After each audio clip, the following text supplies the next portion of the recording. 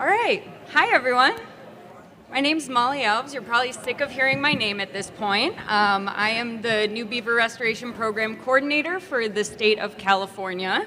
But if you've heard my name before, it's probably because of my role for the past 10 years at the Tulalip Beaver Project in Washington State. Otherwise, you have gotten really annoying and infrequent emails from me as a master's student at Utah State University. So I have been doing this work for quite a long time, and I'm super excited to see many new people in this room today. And with that, I want to give you guys a look into a behind the scenes of beaver translocation. There are many people in this room who may be interested in getting involved in beaver translocation, and I am here to show the good, the bad, and the ugly of what that looks like. The Instagram versus reality, if you will. And so I show this photo because my beaver cupcake on the right is oftentimes what beaver translocation looks like in reality. And as long as you are trying to improve your methodologies to try at least to look like this internet cupcake, then you're on the right track. But these are the topics I'm going to cover, and happy to talk more in the discussion afterwards if you have specific questions about my experience. And so given that I am going to be chatting about the reality, I have a disclaimer.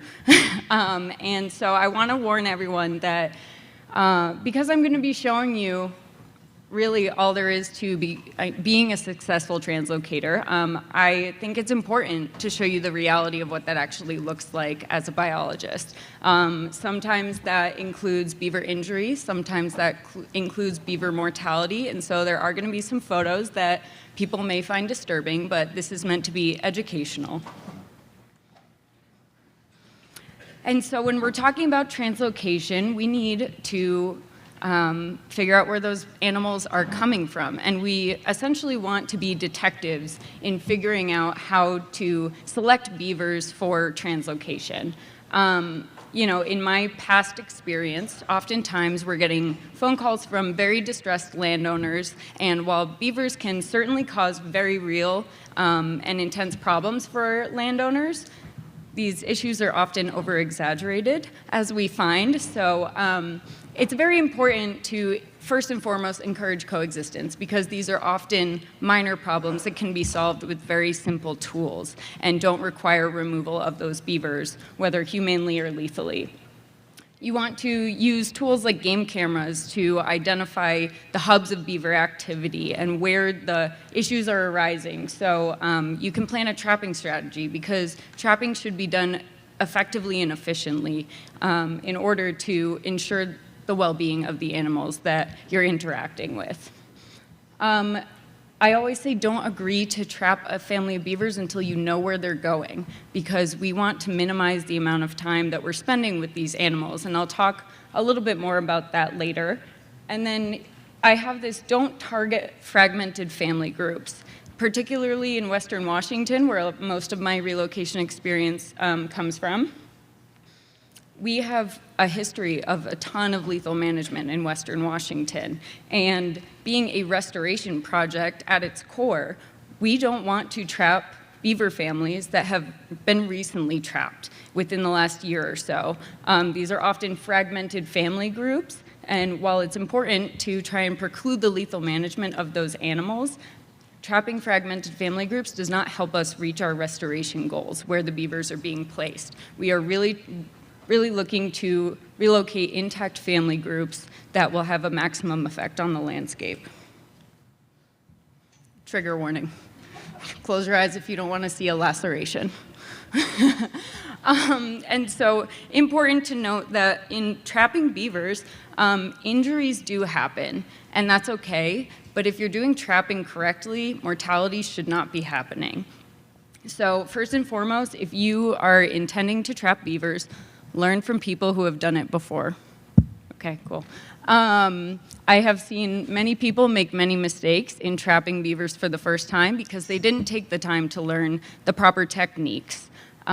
You should never be setting traps alone. These are dangerous equipment. They can be dangerous for the humans utilizing them as well as the beavers being captured in them. With suitcase traps, which most practitioners use, you don't want to set them too deep in the water. That's a mistake that a lot of first-timers make. You do have the potential to drown these animals, which obviously does not help. And you don't want to set them out of the water. These traps are designed to work with the water and work with the resistance of water so that they close properly and prevent injury to the animal. You want to make sure that you're tagging or tracking your equipment so no equipment is left behind. And you want to communicate the dangers with landowners if you're setting traps on private property. Again, dangerous equipment, we want to keep people, their children, animals away, and that also helps to reduce stress of a captured animal. You also, because trap injuries can happen, keep disinfectant on hand, and it's important to know what type of disinfectant to use on a beaver. Betadine or chlorhexidine is what veterinarians recommend. A lot of people are using hydrogen peroxide or neosporin, which actually can prolong the healing process of those lacerations. And then, of course, you always want to disinfect your equipment. If you're moving traps from one site to another, your waders, you can use a simple water and bleach solution to make sure that you're not spreading anything from one site to another. And then lastly, you don't want to leave traps live during the day, particularly in excess heat or cold temperatures, just to ensure that beavers aren't spending excess time in these traps. Bycatch happens, but it doesn't have to. So in beaver trapping, bycatch can certainly happen, but there are ways to prevent this from happening. Oftentimes, you'll catch raccoons or herons. A lot of wading birds will go along the, I'm not going to show pictures of it, I promise. A lot of times, wading birds will go across the traps, but you can use what we call guide sticks, which are essentially just sticks, or you can get bamboo stakes, really anything, and stick them in the mud on either side of the trap. And I use these regardless, whether there's non-target species in the area or not, because we really want to ensure that beavers are swimming straight head on into these traps to prevent them from catching a hind foot or a tail when they swim into the trap sideways. You can use flagging as well to deter other species, or you can use a simple piece of rebar behind the trap and put a wire halo hanging over the top of the trap, and that will really prevent many other species from wanting to approach that trap. But in the event that you do capture something, always have a plan. Don't expect either an empty trap or a beaver in a trap. Have a backup plan if something like a raccoon's in your trap and is really angry to see you. Never, ever, unless it's a last case resort, bait with human food. This is just inviting other species into your traps. Captive care is a big one. First and foremost, you want to track behavior of beavers that are under your care daily. And you want to work with a veterinarian, a licensed veterinarian, in the event that you are bringing in sick or injured animals. You want to provide ample flowing water, or if you don't have access to flowing water, you want to ensure that you're flushing that water every single day. This can reduce disease risks. It can help with quarantine protocols if your state has quarantine protocols. But the biggest thing that I've noticed in captive care is we don't want to be spending excessive time around these animals. Beavers, very adorable, but these are wild animals being returned to wild places, and especially the young ones are very easily habituated, and a habituated animal is not fit for translocation. And so we do not want to prolong our visits. We don't want to spend excess time in the enclosures with these animals, cleaning and feeding. We really just want to check on their behavior, make sure everyone's good. If someone's sick, bring them to the vet, but provide ample food sources and leave them alone until it's time to release them. You want to make sure that your facilities are escape-proof. Beavers are escape artists. As you see with this one here that's climbed on top of its lodge and is trying to find a way to escape. But yeah, it does happen, so don't let it happen. In terms of captive diets of beavers, this is a very important one. Again, these are captive animals now that are under your care. Feed beavers what they eat in nature. That's really the simplest thing. Provide them ample forage of the native foods that they're eating from the areas that they're being captured. Fruits and vegetables can absolutely be supplemental, but keep in mind, these aren't a natural food source. Beavers can't naturally digest these foods. They have excess sugars. And I know a lot of people in the relocation world use Missouri rodent chow. I had a recent conversation with the folks over at Missouri, and they are no longer recommending that to us. They want us to use the Missouri wild herbivore cubes because they have far less starch in them. And if you want to find me or Emily Fairfax later, we can tell you a fun story about a beaver that ate too much rodent chow and had to go to the vet, but it's fine now. Another trigger warning, and I really apologize for this one, but this is to, yes, I'm sorry. This is a really important slide because this is why you should always work with a vet. Mortalities happen, and that's okay. This is an opportunity to get information from these animals about what is going on with your local beaver populations. If you have fecal or blood samples available to you, always be checking for things like leptospirosis, tularemia, giardia, toxoplasmosis. But I only want to show this because if you've been doing this long enough, you will see this, and you should see this. It means that you are getting the information that you need from animals that have died.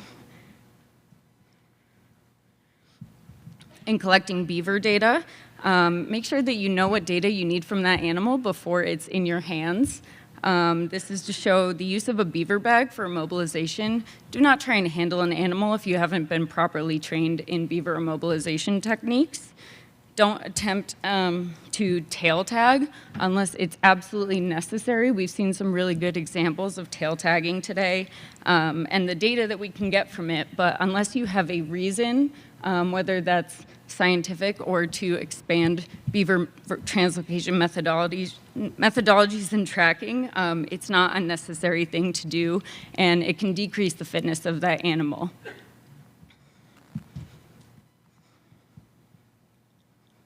Again, this is just to say that we need to find some better and less invasive post-relocation monitoring options. But if you are tail tagging, use anesthesia. This is an invasive process, but understand that that tagging can have lasting impacts on that animal. In transporting beavers, make sure that you have a climate-controlled transport plan. In California, we use jet sleds in the back of trucks filled with water and ice packs to keep beavers cool on 100-degree-plus days. Make sure that the bases of the transport kennels are secured. I've seen many a lost beaver toenail in my experience. Cover those beavers to reduce stress. It's like putting a blind on any captured animal. And always make sure to reduce noise and provide snacks because they get hangry. I'm going to try and speed it up, sorry. In site selection, use models. Definitely ground truth those models. They're not always the most accurate. Rank these sites to kind of prioritize where beavers can have the best effect, but will always also have the best success at surviving predation. Look for natural hideouts on the landscape. And I say that because we used to provide temporary lodge structures for our translocated beavers. They almost never use them, but when they do, it attracts predators. So don't put the beavers in a situation where they're going to be sitting ducks. And then if a site isn't perfect when you go see it, that's fine. Use LTPBR, use BDAs, and see if that could be a potential beaver relocation site in the future. Post-translocation, have a monitoring plan and install all of your non-invasive monitoring equipment before you are bringing beavers to a site. And don't disturb newly translocated beavers. Data is important, but not as important as ensuring that beavers have the time and security to establish a site in peace. When talking to the media, do your homework, ask questions. People who get involved in translocation, everyone wants to hear about it. So say yes to opportunities to reach a wider audience, but make sure that you know the intent of the people contacting you.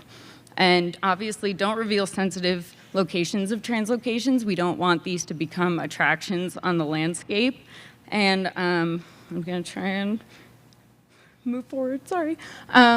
Do collaborate. Many of the projects that I've worked on are harnessing indigenous knowledge and leveraging the sovereign rights of tribes to achieve goals on the landscape and mixing that with Western science, which can make these efforts much more robust and holistic in nature.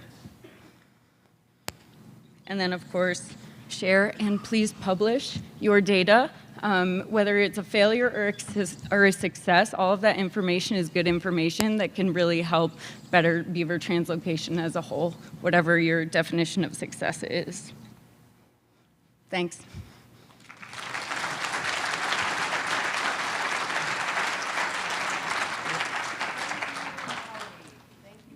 Come on, there it is. Thank you, Molly. All right, next up is Dr. Campbell-Miller. Is Dr. Palmer in the house? Dr. Campbell-Palmer. And then we're going to try to keep this moving, so if you are also part of this session, if you want to go ahead and move on up here, that would be great.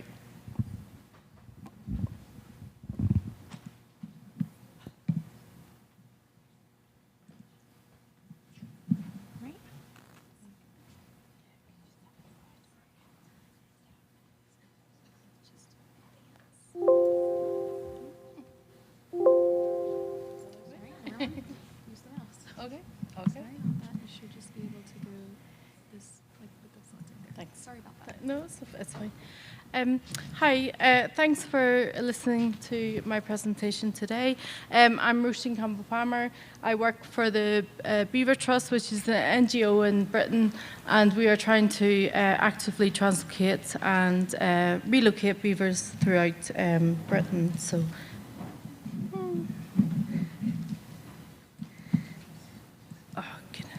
Right, okay. So Beaver Trust is an NGO in Britain, and our mission is to see beavers restored throughout our landscapes in Britain.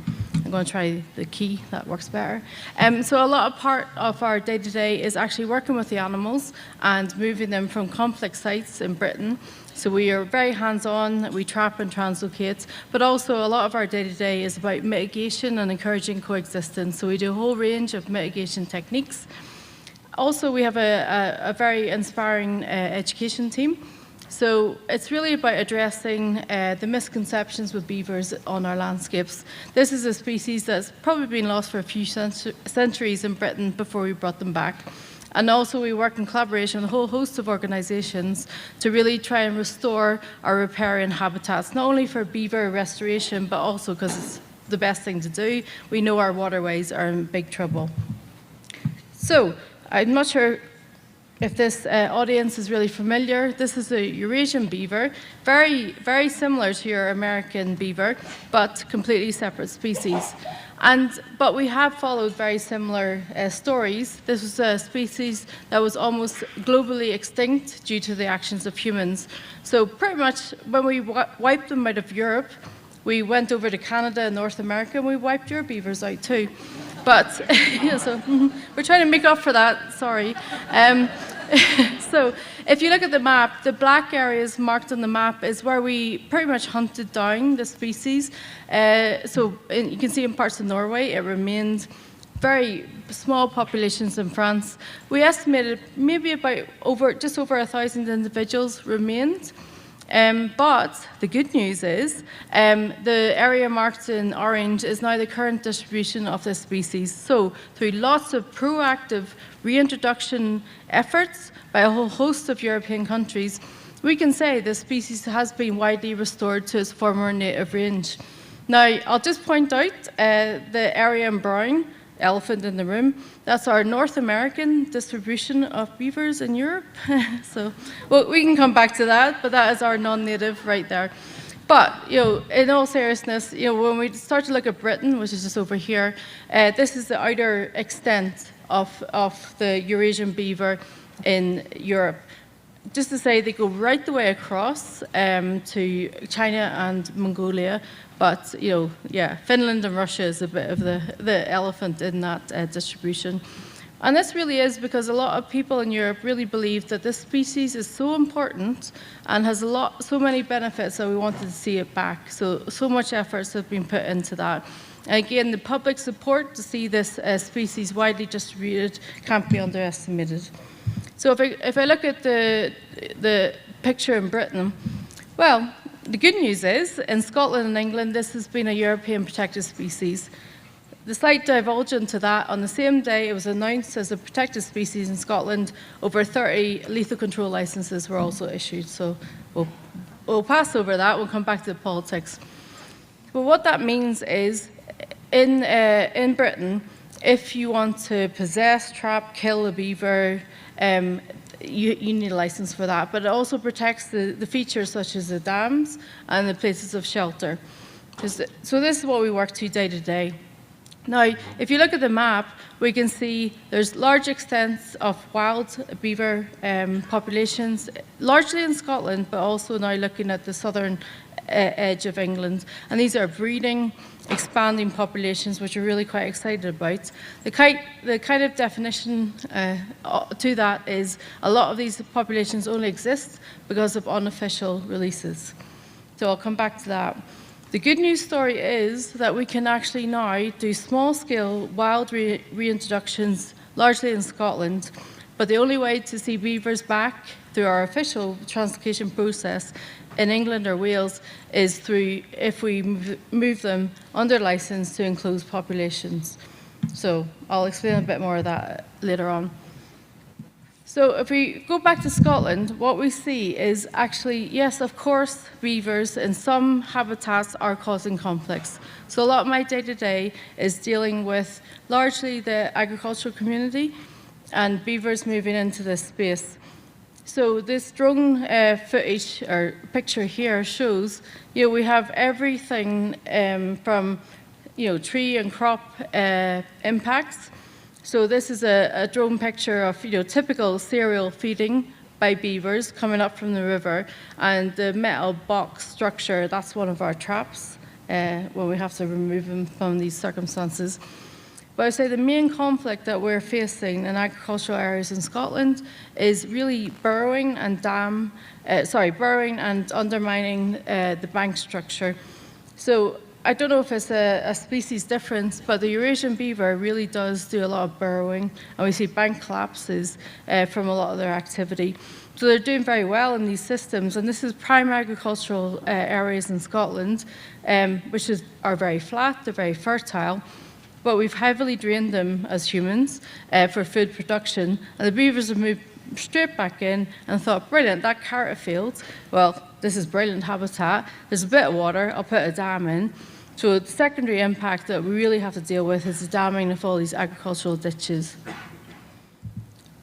Now, we have a whole range of mitigation options, starting from, there's a licensed hierarchy of mitigation options in Scotland and England.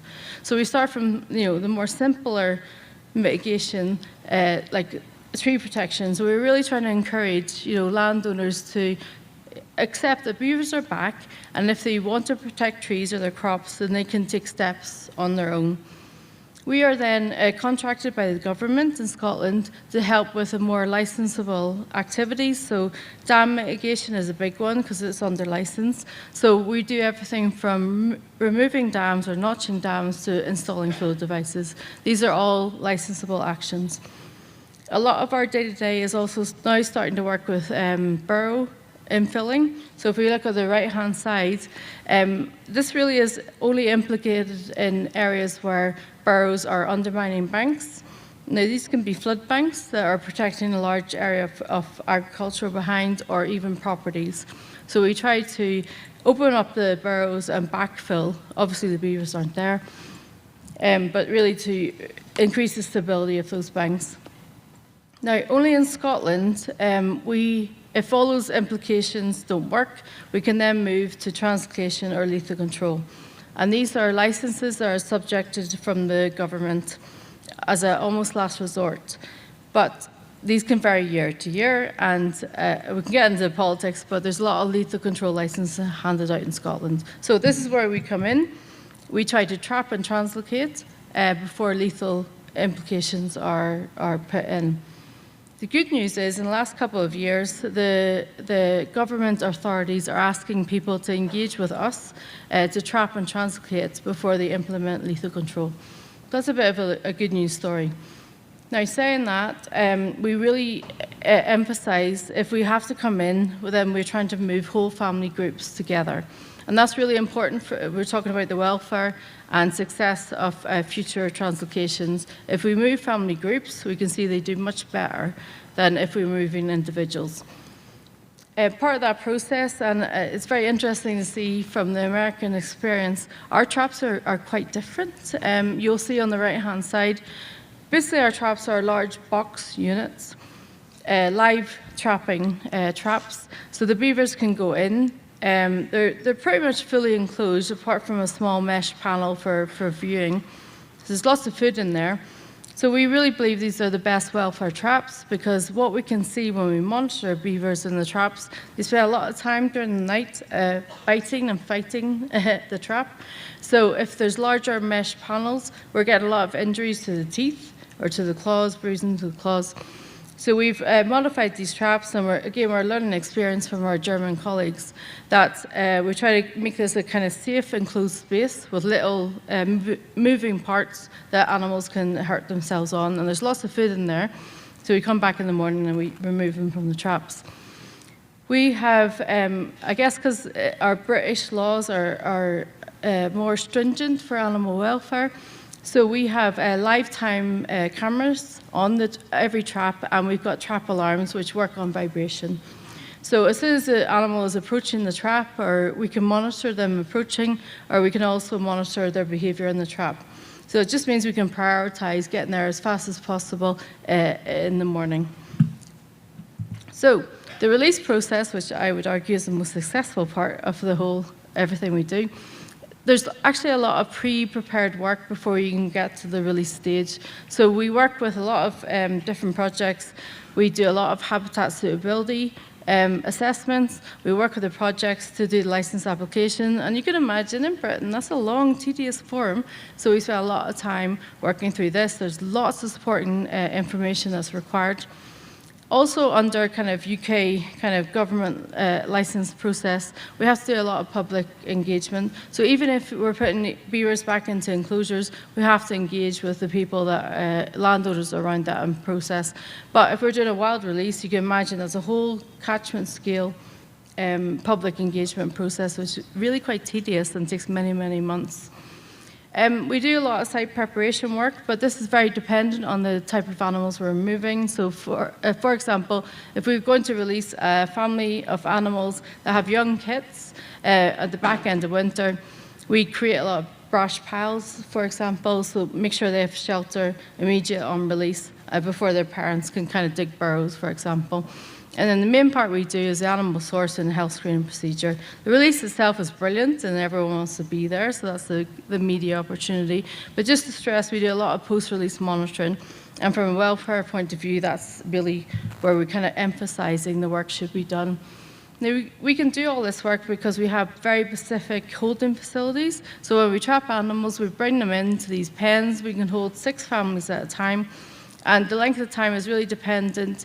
We're trying to bring families back together because we're trying to move them together because we've found far higher success on release if we move family units. But also we have to wait for the outcomes of the health screening procedures. So this is a kind of typical health screening situation. So the health screening options they're really twofold. So firstly, from a UK law point of view, we have to make sure every animal, and this is an individual welfare perspective, is suitable for release. Second to that, we have to do a whole host of parasite and disease screening to make sure we're satisfying the release criteria. So I think, if I'm blowing our own trumpet, we have developed a whole range of veterinary diagnosis, and we're really trying to publish all this and kind of share our knowledge of what works very well. Now, as you can see, we have animals that come in all sorts of states. Sorry, I didn't have a trigger warning, so hopefully that's all right. But yeah, animals come to us in all sorts of states. So you can see this individual on the left has broken all its incisors. So that's going to have extended veterinary and husbandry care. The next animal, I mean, this is fairly typical. We can see beavers really beat each other up. So this is something that we have to kind of address. Then we get to the release part, which is lovely, because everyone wants to come to the release. And I'm hoping my video works. Yeah. And this is where all the media attention, which Molly mentioned, you have to really be careful who's there and who sees what. But, we're really trying to engage the wider public to really be involved in this process. Now, currently, in the last few years, we've moved over 200 beavers from conflict sites in Scotland.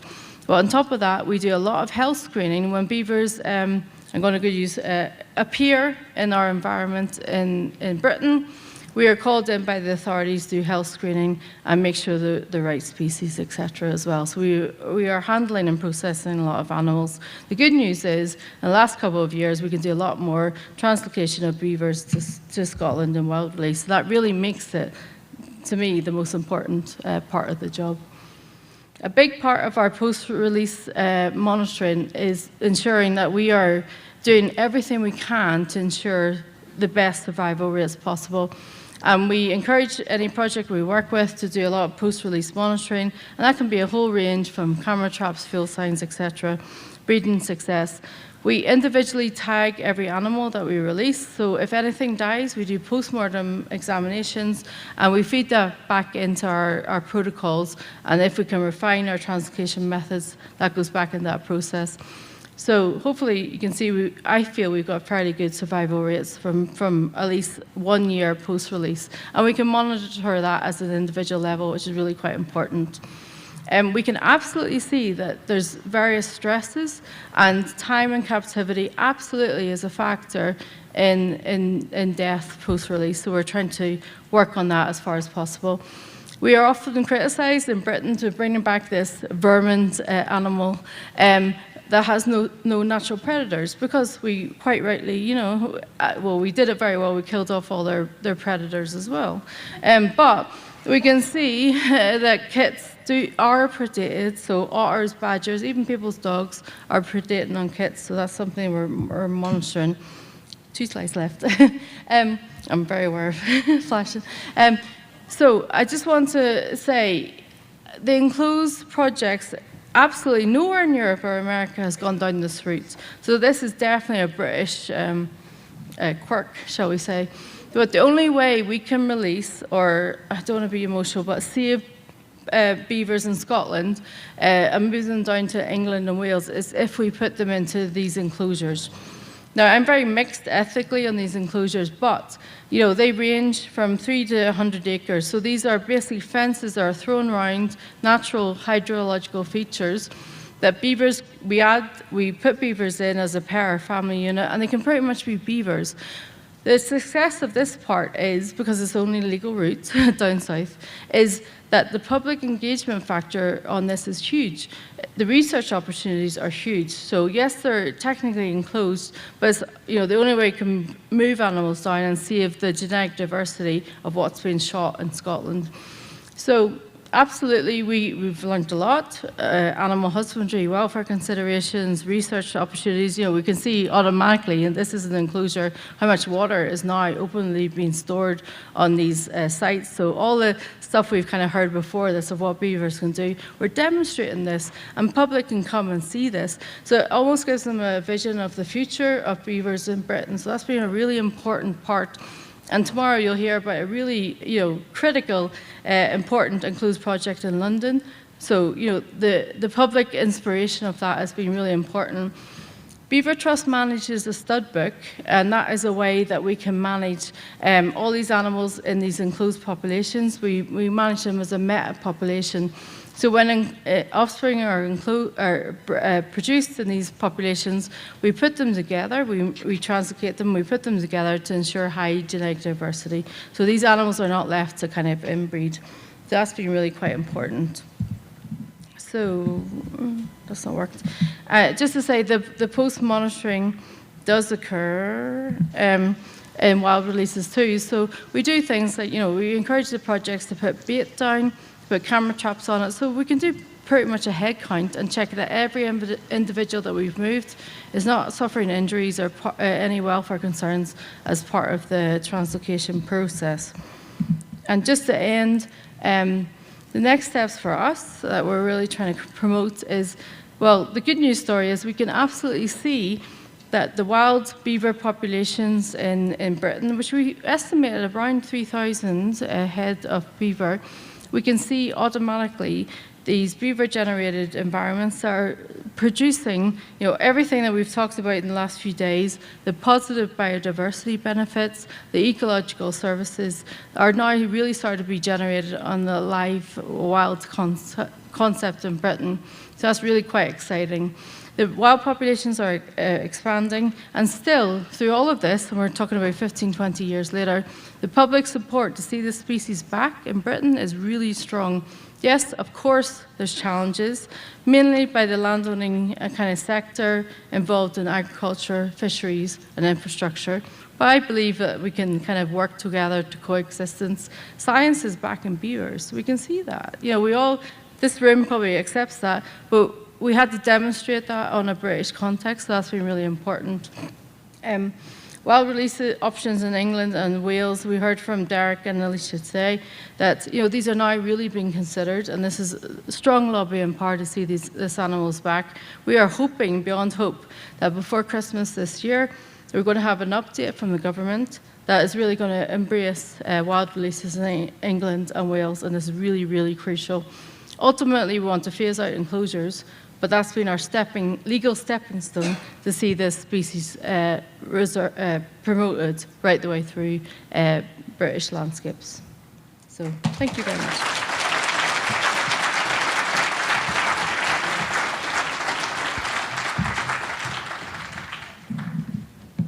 Next up is Sarah Milligan, please. Great.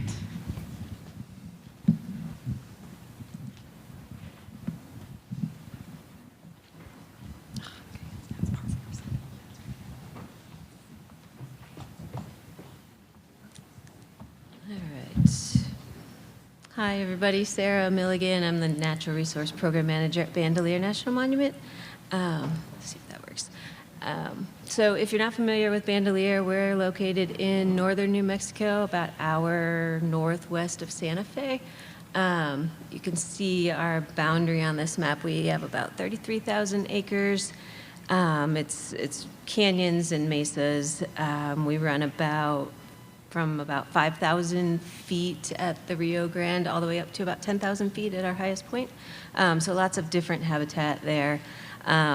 This project covers, I don't know if there's a pointer, but this project covers the Frijoles Canyon, which is about 15 miles, runs from the Headwaters up at the northern part of the park down to the Rio Grande at that southeast corner. In 2011, we had the Lost Conscious Fire, which burned over 70% of the park, including a high percentage of our riparian areas. Following that fire, we had big floods in 2011 and then again in 2013. The next slide should be a video. This is the 2013 flood right at our visitor center area there. Our typical flow is about 2 to 3 CFS. This one's around 9,000.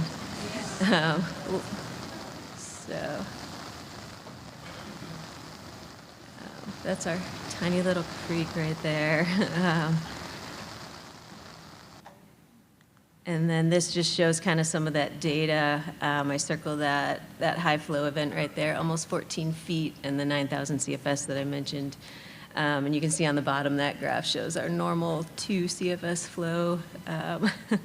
So here's just some more photos of the area after the flooding. It entrenched the creek. You can see went down to the bedrock in a lot of places. It scoured away all of the vegetation. The ground cover destroyed a lot of the trees. We're still seeing the trees fall.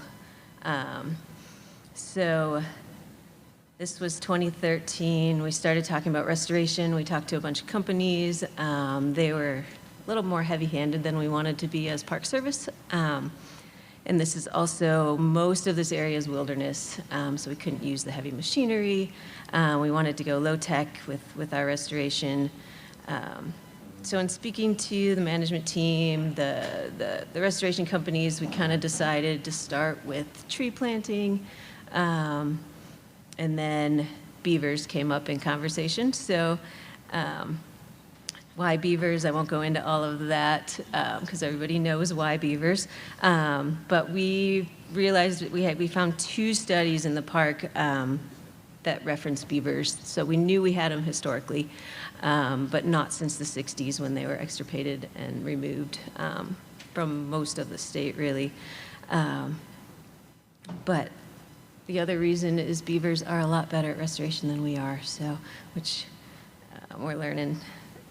But found this as I was putting this presentation together. This is basically on the, I guess your left, what our stream was, just entrenched creek, straight flow, and we have no wetlands, nothing like that. So looking to get all the way to that picture on the right there. So 2018, we started talking about beavers. Talked to New Mexico Department of Game and Fish, who's our state wildlife agency. And here we go, we walked the creek, we walked frijoles, and looked at these different things to see if we had habitat to even put beavers in at this point. They decided we did, so we built three kind of super low-tech ponds, BDAs, to put the beavers in, just so that they had a safe place when we put them in. And then the following year, we started reintroducing the beavers. So basic process with the Game and Fish, and then we also worked with Taos Pueblo to relocate the beavers that were considered problem beavers up in Taos. So Game and Fish had been trapping and euthanizing these beavers for years, and we thought, well, we'll take them and give them a chance at least. So they trapped them. The landowners were loving this. They did not want these beavers to die, so they were excited that we were taking them. I started getting direct calls from the landowners about it, which I wasn't supposed to, but and so anyway, Game and Fish would trap them. They'd call us. We'd meet them about halfway, which is about an hour and a half total between Taos and the park. Transfer the beaver over to us. We would make sure they had water, make sure they were wet. We brought willow cuttings for them to eat during transport, kept them covered, tried to relieve the stress during this whole process. The one kind of unique thing I think about Bandelier is we don't really have access to our creek by vehicle, so we had to hike them in. So once we got there, we'd put them on our backs, cover them in a sheet to reduce the stress and the heat, and hike them in. So we'll go through our first disastrous attempt here. We thought it would be a lot easier to put them on a litter as opposed to on our back. It was horrible. It took a really long time to get the beaver down there. We had to keep switching out. We had 10 people. And this trail is super steep, super slippery. It's a 2-mile trail down into where we put these ponds in. 3/4 of the way down, we looked at the beaver. It was on its back, dehydrated, stressed, dumped all our water on it and kept going as fast as we could down to the water. By the time we got to the water, the beaver escaped out of the cage and ran into the water itself. We weren't even to the ponds yet, but we let it go. So we decided we weren't doing that again. I know people are talking about helicopter drops being bad, but I was really considering it after that. So I think we did 6 more beavers down that trail on our backs, though, and we could do it with 2 people instead of this massive crew. Went a lot faster. The beavers were a lot less stressed. We got them in, and they were good to go. And then after we realized beavers don't go where we think they're gonna go, at least in our park. So we built these nice ponds. Nobody stayed. Maybe 2 to 3 days they stayed, and then they moved 9 miles downstream. So we decided we'd do a nice 2-mile flat walk from then on up to these nice ponds that some other beavers built. So that is now our new introduction. This is just one of the releases, but starting in 2019, 6 releases, and then total 27 so far. We, in discussions with a bunch of people, we believe we're at our carrying capacity for what we have, and I'll go more into what we have in the next couple of slides. Well, I'll keep talking while this guy's going. So right now, what are our beavers up to? We have at least 2 families. I think we have 3. I'm still trying to prove that. They're about 5 to 7 miles apart. I just found out about the second family this past fall, so about a year ago, actually. But these are some of the ponds they've built in our little 2 CFS creek, which is pretty amazing. In that picture on the right, you can see that far bank, that their lodge is next to that tree on the right. And then, so both families that I've confirmed have kits. They've had them for the last 3 years, new kits every year. So just make sure everybody's awake still. Cute little beaver video. He decided to do that right in front of the camera, so. But yeah, and then in September this year, we had another flash flood event. So this is the dam on the left, and then this is the flood flowing over the dam. In the background, you can kind of see that water coming in from the side. All the water came in from the side instead of straight down the canyon, which is kind of crazy.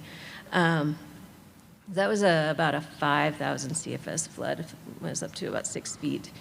So we were really worried about the beavers and their survival and their dam survival. So a couple days later, I walked out to check on them. This is 3 days later. Dam survived, and then I don't have it in here because I grabbed the cameras that we have out there a couple days before I came here. And there's videos of 4 of the beavers out working on this and fixing it back up. So somehow they survived that. Pretty awesome. So some of the benefits of the beavers, the bears love these ponds. Hundreds of videos of bears bathing in these ponds. So basically we're just seeing everything. And then that bottom one that's playing right there is just a dipper, because dippers are cool. And then the elk, of course. We're seeing lions, we're seeing bobcats, we're seeing, this is a kingfisher, which I've never seen on our creek before, having these beaver ponds, so pretty cool. Another benefit is because of the floods, we lost all of our fish, native and non-native, which was pretty cool. So now we're reintroducing native fish back in. So this is, we started with trout in 2019, I believe, and then 2022-23 we started with the Rio Grande chub and sucker. These guys love the beaver ponds, so we're putting them right in there. They love them, they stay right in there. So another cool benefit. And so monitoring, same as everybody else has been saying, but we have wildlife cameras up and down the creek at all the ponds. Staff and visitor reports is a big one. And then the trackers, we did try those tail trackers. it was horrible. The beavers hated it. They bled a lot. I've been looking for something new to do that, but for now we've got the cameras out. And we're monitoring them that way. This video is 2 of the kits. This was just a cool success story. We don't, in New Mexico, have any holding facilities, so we have to introduce them one at a time as we get them. So these 2 kits and mom all found each other within 3 days of us putting them back in, so it's kind of cool. We have them all on camera together, even though they were introduced separately, so kind of neat, but lessons learned. Hopefully this helps other people out here, but we learned we need a safe relocation spot so they feel safe when they first get there, somewhere with a log for them to hide under, a pond, something for them to kind of chill out. This is stressful for them to be relocated. A holding facility, which I mentioned we don't have. It'd be nice to introduce families together. And water, as we learned on our first disastrous attempt to reintroduce them, they need water. They need to be wet. So keep them wet and keep them fed. Yeah, there's habitat. I could go into this for a while. Sorry, there's habitat things. They need more than just willow. They like to have the mud, the rocks, the aspens, all the other stuff that they can use to build these dams. And then just a few threats that we encountered. This was the first couple years. So this is a mountain lion. He's kind of peering into one of our lodges. Pretty sure he killed that entire family. So this became one of our reintroduction ponds for a while, and then the beavers moved upstream about 2 miles from there. But survived. They're now surviving really well, so. And then the picture on the left is from the bottom of our waterfall. We have an 80-foot waterfall that is kind of a barrier to the Rio Grande right there. But we found 3 of them at the bottom of that, and we don't know what happened. We don't know if they fell or if they were killed up top and flowed down, or if they walked down somehow and starved. There's no vegetation down there. So we haven't seen either of these issues in the last couple of years. So what's next? The last couple of slides. We'll continue monitoring. We did realize after we've been doing all this work that we need to maybe get some data. So in the spring, we put in some water monitoring equipment in 2 different parts of the creek. So we'll get pH, turbidity, dissolved oxygen, a couple other things from that. And then I have a grad student who's working on the carrying capacity, soil moisture, and then water retention at the pond. So that'll be some really cool data once I get that from her. And then additional riparian restoration. So we're looking at kind of filling in the gaps between the families. So putting in some BDAs to kind of encourage those kits to move up to that spot. We don't know where they're moving to at this point, which I need to figure out. So. And then we have another canyon on the west side of the park that we're looking at working with Forest Service and another one of our tribes to restore after this. It's just not ready for beavers yet. So I think that's it. So check out this video. They did a kind of a documentary on our story. And thank you otherwise.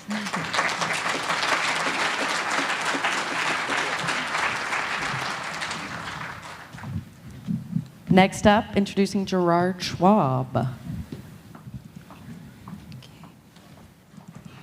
Apologies, Gerhard Schwab. Yep. Okay, so. Oh, no, wait. Is it not working? It did the. Should work like a regular. Okay. Back and forth. Hey, good afternoon.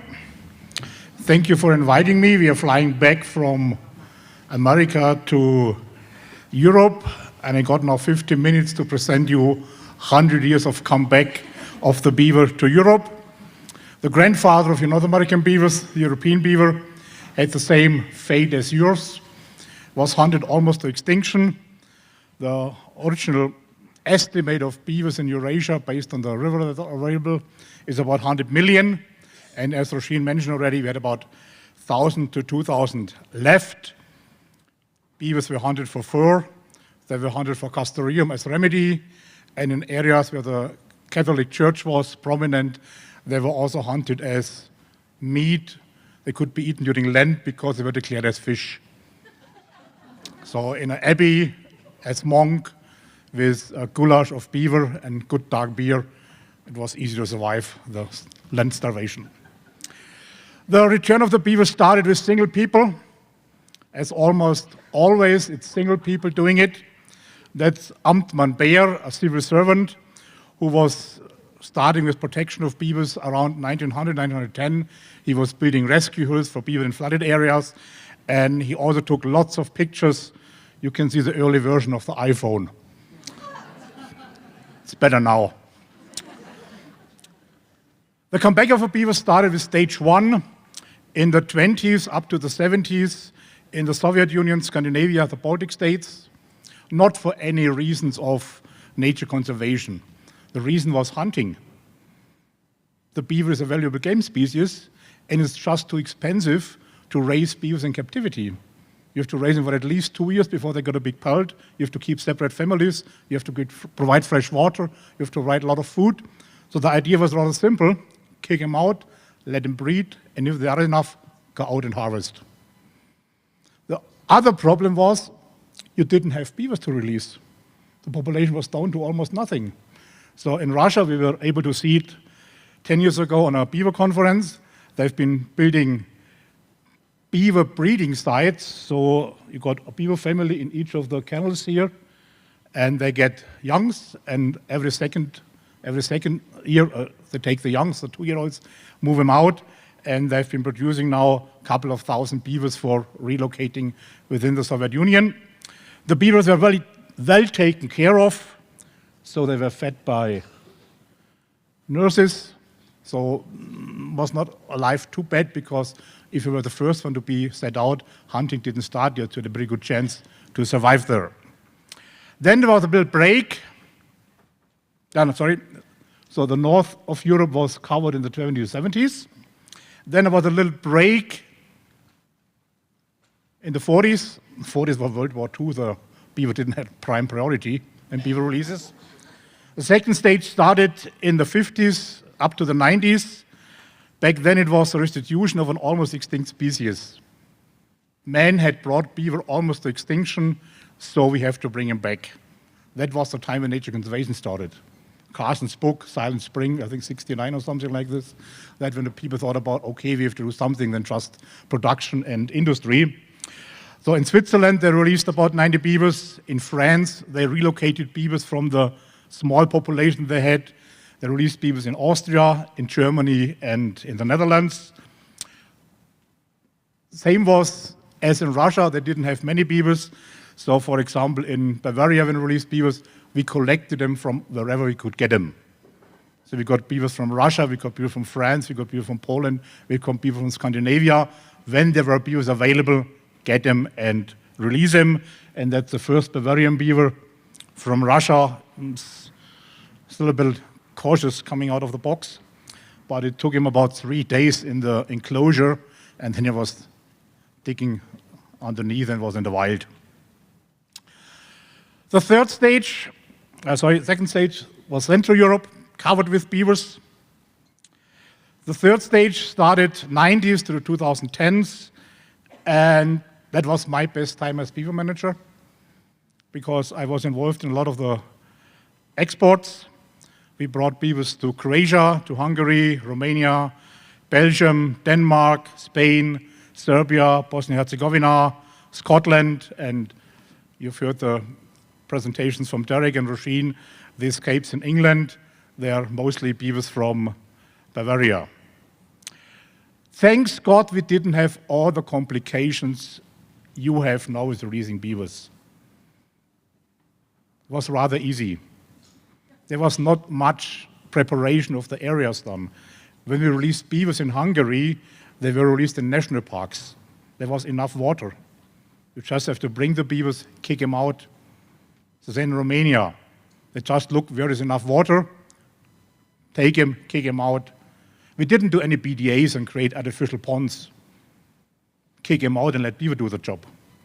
If they don't like it here, Okay, you swim 10, 15, 20 kilometers, how far you want, and you settle there. And still going on, it's not on this page yet because it started after I sent the presentation to America. Right now we have a beaver project in France, and if everything works out and nothing happens, they're gonna bring beavers to France, and among the beavers is gonna be my number 1,000, so I'm ready to retire. So that third stage brought the beavers to Southeast Europe, to Spain, to Belgium, and to Scotland and England. The fourth stage of beaver introduction was not bring back the beaver for all the benefits he has. We've heard a lot about him for biodiversity, for water storage, for water retention, for water cleaning, and. They brought back the beaver for bringing advantages to us, to human beings. They were released in England to build dams, to keep the water back during flooding, to prevent flooding when the village is further down.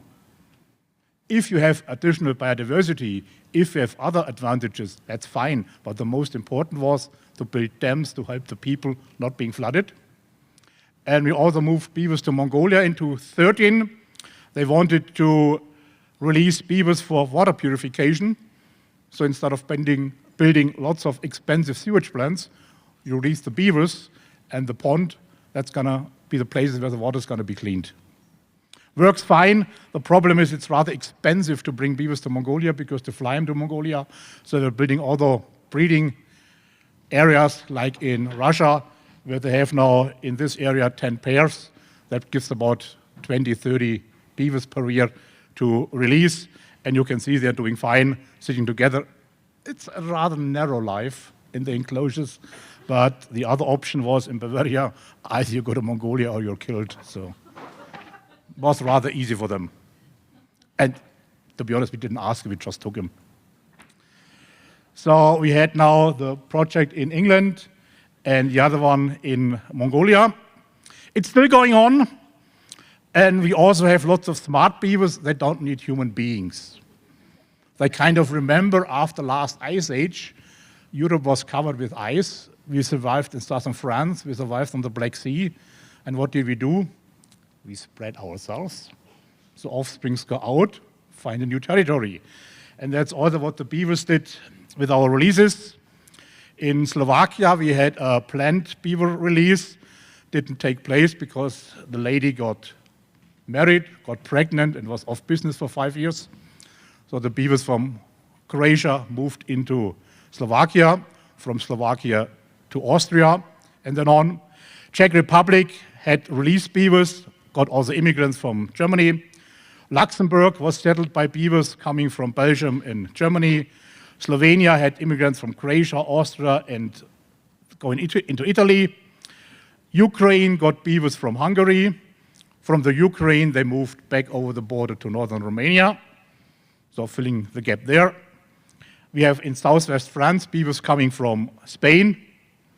We have beavers in Moldavia, so the fat countries are the countries where there were no beavers and they were moving in. Moldavia got beavers from Romania. Bulgaria got beavers also from Romania. And we got a number of pop-up beavers. That's just beavers where nobody knows where they're coming from. So it's just pop-up, they're there. Well, another theory is it's climate change and the frost areas, they're thawing and the beavers show up again. I don't know what's true, but we got them in Spain, in central Italy, but they moved to Italy in the north part. But now they're in central Italy on the Tiber, close to Rome, which is 500 kilometers from the next beaver. None of the beaver moves 500 kilometers, especially if you have only a few beavers. They don't have the number of offsprings to come down. So there have been some beavers released. Already mentioned a lot of beavers in England are pop-ups, sometimes a little bit artificial. You put them in an enclosure, and the beaver dig a burrow and go underneath the fence of the enclosure. They are in the out too. So what you do, you relocate more beavers in the enclosure. If somebody comes for controlling, you can show you got your beavers in the enclosure. I don't know where the other beavers come from. Mine are in the enclosure. And the last beaver, I don't know whether they made it already, he came to the Douro River in Spain and was observed right before the border to Portugal. So that might be the next country. And if not, I also got an email from a guy in Portugal who wants to release beavers, and I say you can have as many beaver as you want to have. The only thing I do need is a permit from your authorities to release beavers. So you don't get any beavers for illegal release. If you have a permit, you can come, you can have 100, 200, 300, 400, I don't matter, we trap about 2,500 in Bavaria per year, and they're killed. And every beaver that's not killed and moved, fine with me. So with the immigrants, it looks now rather full. We have only a few countries left in Europe without beavers. That's Portugal, then Greece, and Albania, Montenegro, Northern Macedonia. Okay, we have here Andorra or Vatican State where the Pope is living. It's rather small, but they got lakes, so 2 or 3 families might be possible. And then Europe is recovered. It's going to take another couple of decades to fill the gaps, but the beaver is on the way back. And although we got problems, been mentioned a couple of times, problems with landowners, problems with people against beavers, in the long run, the beaver is the survivor. And even if you say to a farmer, well, think about it, you might trap the beaver. Another comes back, and my bones and your bones will be long gone to nothing in the earth, and you still have beavers here. And then he said, okay, let him go. He was not convinced, but he didn't know what to say. So the beaver is back, and it's an almost perfect species. It's a keystone species. They create habitats for many other rare and endangered species, plant and animal species. Beaver is an indicator species. It does not show us where the habitat is okay. We got beavers in sewage plants, and they're doing fine. It's a good place. In Germany, a sewage plant, there's enough water. There's trees around it. The rest of the area is arable land, so no winter food. You got the water a little bit warmer coming. You don't have to build a dam because you got a lake already in the sewage plant. And if you want to have good food from farmland, you just go out of the lake in the drainage ditch and swim 50 meters, 100 meters, 300 meters, and you're in the middle of corn, sugar beets, but whatever you want to like. So if I were a beaver, I would settle in a sewage plant and not in the river and forest, where you have a lot of work to do, to build a lodge, to build a dam, to take care of predators whatsoever. In sewage plant, you're safe and happy. Beaver is a flagship species.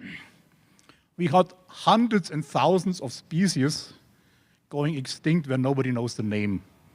That's all the small insects. And you will never get a lot of funding to promote an insect where you even don't have an English or German name, it's just a scientific name. But if the beaver comes and creates a habitat for the areas, for the species, they can live there too. And they get more. And beaver is nature's worker. I got a problem with the word nature's engineer.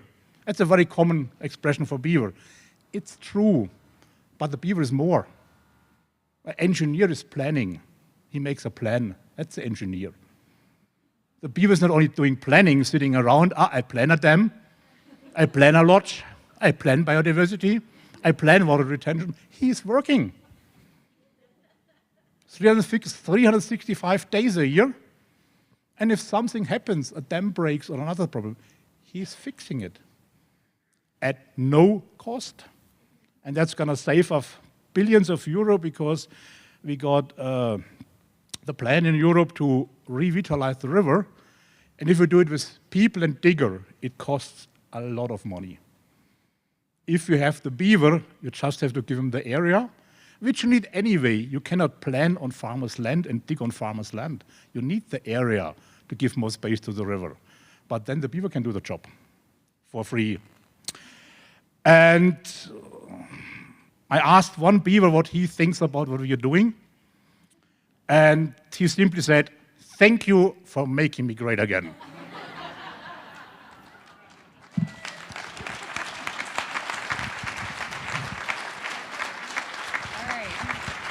Thank you. I suggest our next field trip is across the pond, obviously. We are going to have to cruise through without Q&A, so harass people later. Our next panel discussion will start now. Beaver Relocation and Translocation, led by BWC's own Preston Brown. All right, thank you. Hold tight, folks. We're almost done. All right, so this next, the premise for this next panel is really kind of focused on the behind-the-scenes work, a lot of the nuts and bolts of what we're talking about. It's a lot of the communication, the partnerships, and all the arrangements needed to make something like this happen. So if the four panelists that just spoke could join us, and then those others as well that we've invited up.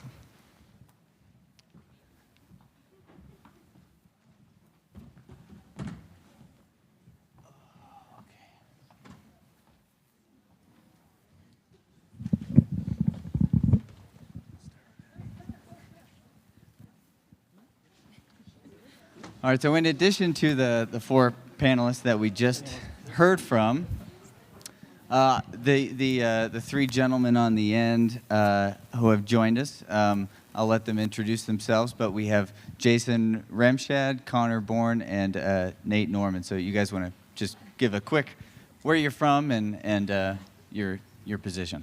Sure. I'm Jason Remshardt. I'm the Fisheries and Wildlife Program Manager on the Rio Grande National Forest. I'm Connor Bourne. I'm the Stewardship Coordinator with the Rio Grande Headwaters Restoration Project out of Alamosa, Colorado. And I'm Nate Norman. I'm the lead biologist for the Beaver Ecology and Relocation Center out of Utah State University. All right, thank you. So I came to this this discussion with the idea. We Boulder Watershed Collective was fortunate enough to do a beaver reintroduction this year, which we managed one, but it was a lot. But most of these people on this panel were some that I heard from, I researched, and I got some feedback from. So I tried to pick their brains as much as I could. So in doing that, I thought, well, this might be a good discussion for those other practitioners who are trying to go from soup to nuts and make the whole process happen. Where do we begin, and how do we do that, and what are the partnerships that really are needed? So I have my first question, which we'll just, whoever feels like answering, go for it, is if you could briefly summarize in a minute or two, what are the key partnerships that you have arranged for your program to operate? So within your organization, but importantly, outside of your organization, what are those key partnerships?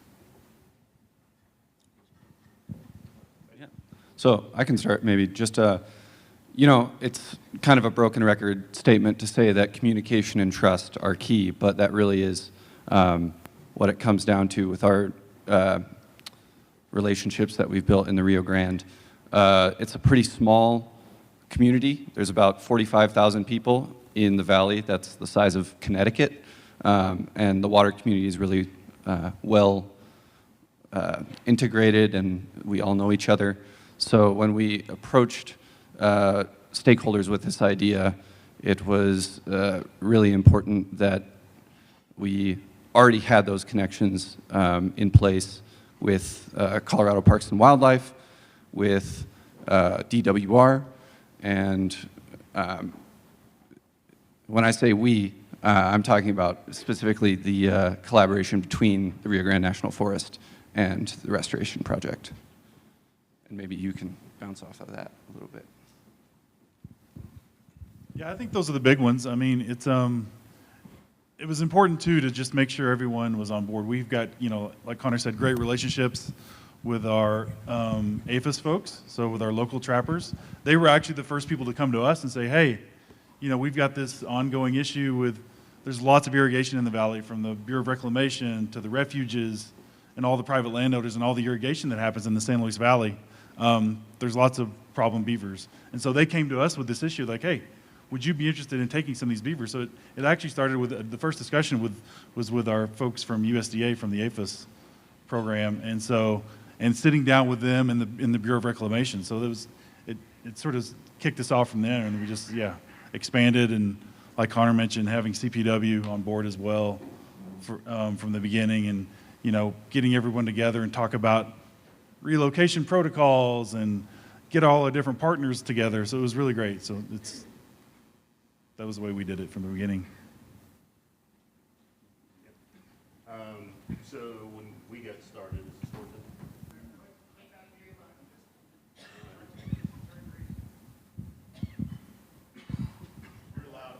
Okay, you got me now?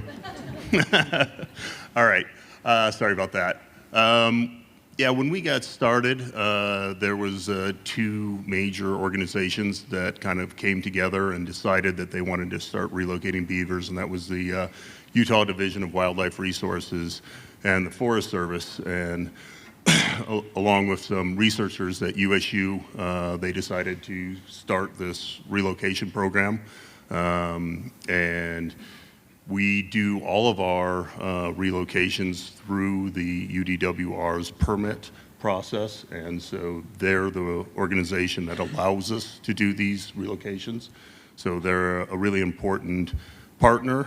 They not only help us to pick out our relocation areas, but they also financially help to support our program. So they're a big influence in what we do.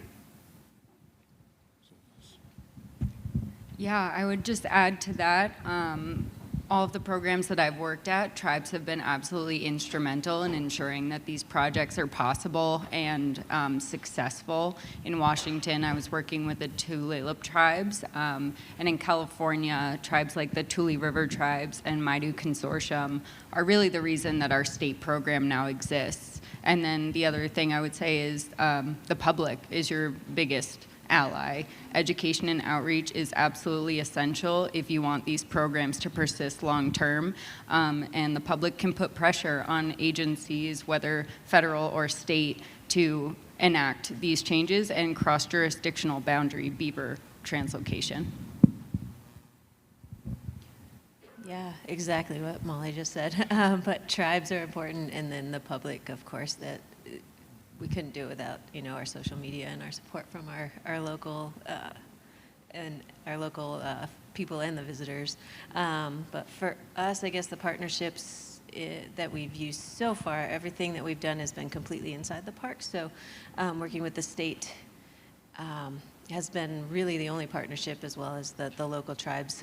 But moving forward, we're looking at restoration in another canyon which spans the Forest Service, the park, and then one of the pueblos. So coordination with them, and we're also working with Trees Water people out of, I think they're out of southern Colorado, but trying to put together kind of a big, huge restoration project over there, because it's a lot of different management agencies involved. Well, for me, it was rather easy because most of the stuff that was necessary in the area of the released beavers was done by the people who wanted to have the beavers. So I just helped them when they had questions. I did 2 feasibility studies, but most of the stuff was done by the people. Back home, I didn't have no problems at all, because we only use nuisance beavers. So we don't trap beavers for release. We use nuisance beavers, and the first nuisance beaver should have been shot, and we could export them to Croatia. So the administration was happy not to have to shoot beavers, but to bring them to Croatia. So they did almost everything. We said, we need this, we need this, we need this. You don't need an export permit, just move them. So that was rather easy. I mean, it's a very different system for us, but I think the only thing I would add that was a bit of a surprise to us was actually the social pressure. We find a lot of landowners didn't actually want to shoot the beavers. They would want to translocate them, but actually it was their peer group really wanted to see the beavers like removed from the system by lethal control. So I think that was a real eye-opener for us, that actually it wasn't just about what you could do and the permits, but there was a whole social factor pressure in there, and that was really an eye-opener for us, so how we can support those people that didn't want to shoot the beavers, but we didn't want to expose them to their wider social group, because they were living, you know, they were their neighbors, they were, you know, where their children went to school. So that was actually a learning curve for us, that we could support them, but quietly. So yeah, that was different. We weren't expecting that. So on the topic of partnerships and what comes of that, tell me about the permitting landscape in your situations. Simple, easy, very hard. How to navigate that looks like. Well, in Europe, it's very new. So I would say the permit system is fairly easy, but it's black and white, and it doesn't allow for any nuance. I think that's our problem. So it's very different from America, so I'll not even pretend to kind of communicate that to this crowd. But I think it's very workable. We need a licensing framework, but I think we need to have nuance on that system. And the social pressure I'm kind of alluding to, I think it's about protecting people that don't want to shoot beavers, that want to move them without having the wider social pressure of get them out of the system. This is a vermin species, get rid of them. So we have to be more mindful of that, and that's what we're trying to work towards. But ultimately, the governments are facilitating beavers to be removed from the system. And I'm not against it. Of course, as beaver numbers recover, we probably will need to think about lethal control. I think in Britain especially, we have such a small, fragile population that I think a lot of us would agree is just too soon. And we have a lot of good habitat. So our kind of lobbying is to say to the government, facilitate other restoration sites that won't be open forever, but let's get the species back in Britain, genetically healthy, veterinary healthy, before we even think about shooting them. But I guess the political pressure we've probably underestimated that. So yeah, that's what we're dealing with now. But the license system actually works fairly well, if we could release them widely.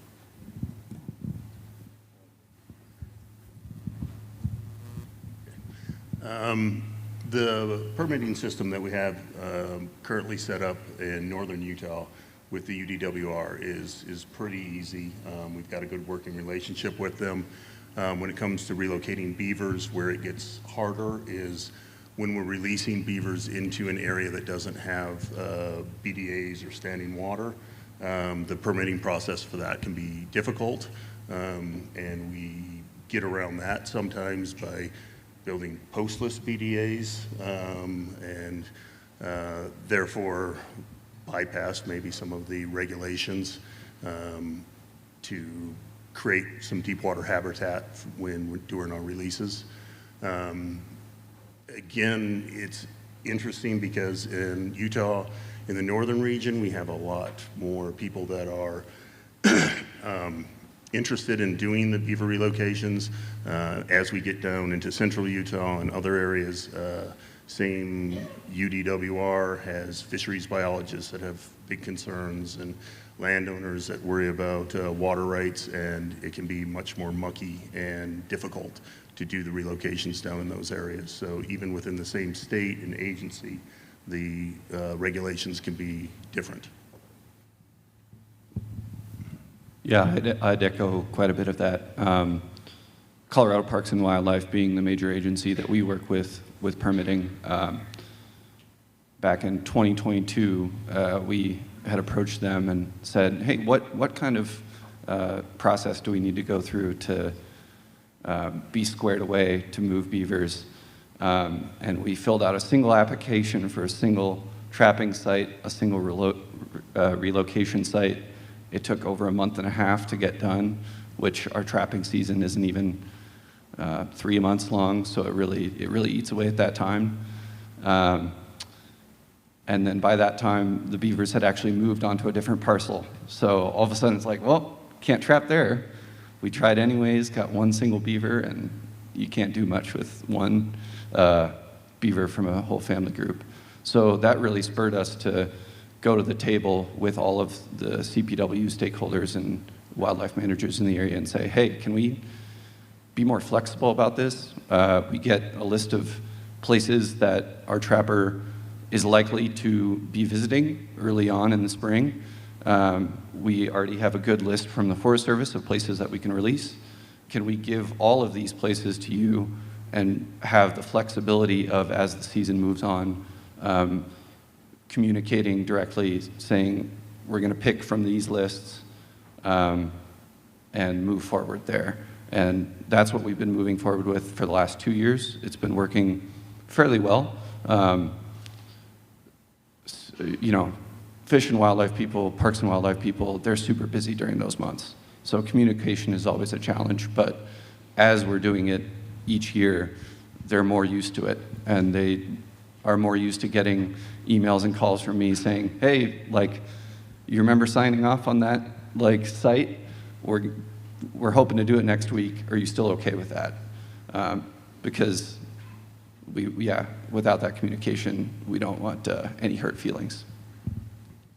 Yeah, for us specifically, I mean, Connor and his group are very instrumental in helping us get beavers onto the forest. But we have these overarching agreements with Colorado Parks and Wildlife and MOU, right? We have agreements with, like I said, USDA, APHIS. Like, they're our source for 99% of the beavers that we move onto the forest. And so there's like an unlimited supply of nuisance beavers.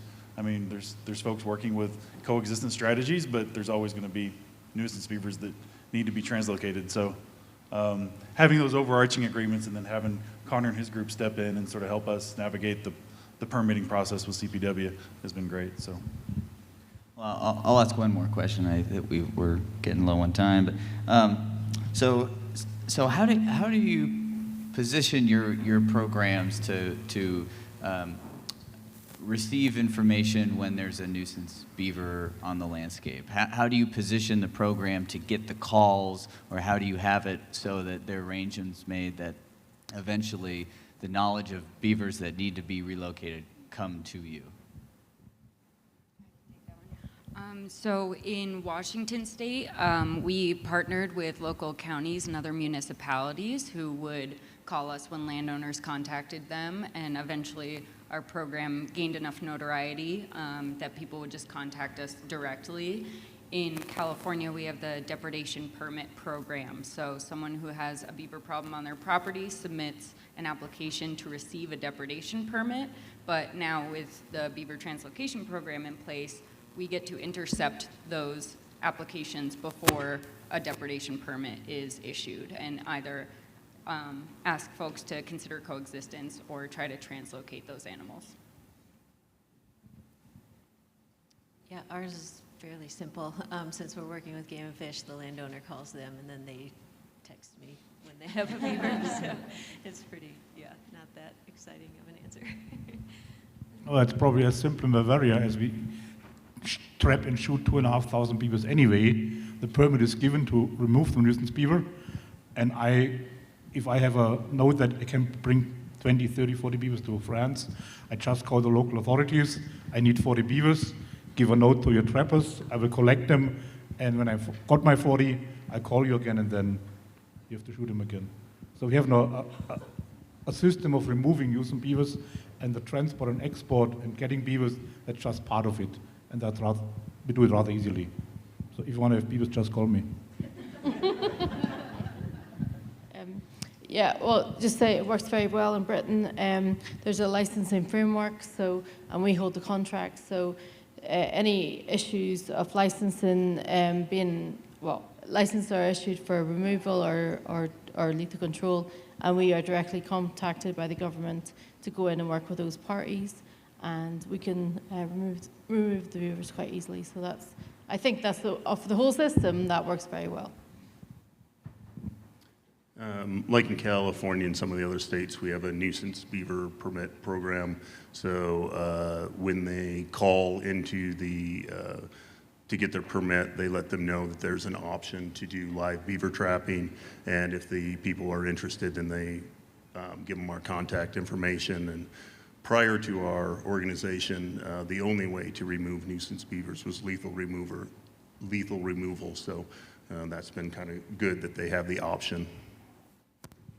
Yeah, I think I mentioned it, but APHIS is our local contact, and so those guys get the first call from private landowners, from the different federal agencies. So they're our number one source for beavers and information. Yeah, the only thing I'll add to that is I'm lucky enough to have a really well-connected board with several ranchers and several people that sit on different boards and get themselves out into the community.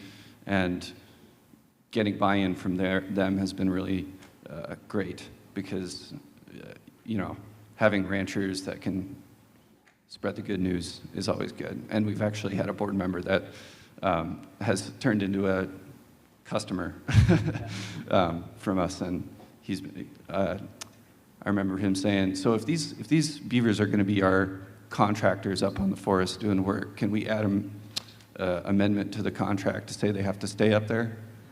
He's definitely doesn't want beavers, but he's happy to supply them for us. So. All right, well, thank you. We're out of time, but thanks to the panelists and the presenter. That was great. Thanks very much.